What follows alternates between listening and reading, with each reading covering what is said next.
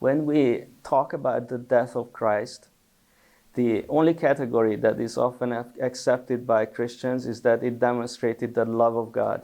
But we have to emphasize also that it demonstrated the justice of God, the righteousness of God. And these are not contradictory to each other, because God, the scripture says God demonstrated his love for us in that he gave his son as a propitiatory sacrifice for us.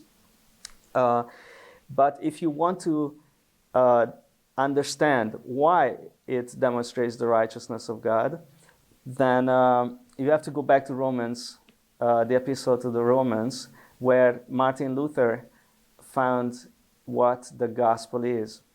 And Paul says the gospel is the demonstration of the righteousness of God. In the gospel, the righteousness of God was revealed to us. Now, how?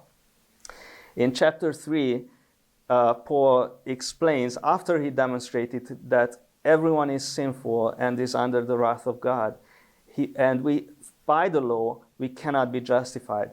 Then he comes to the righteousness of God, to the explanation of it, which was revealed not through the law, but through the propitiation of Christ, the death of Christ. That's how the righteousness of God was revealed.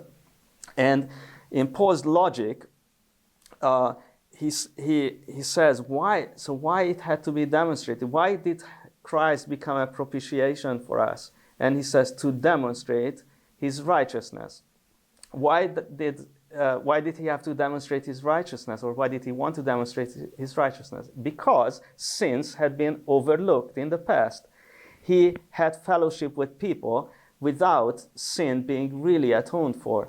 So he had to be just when he justifies the sinners.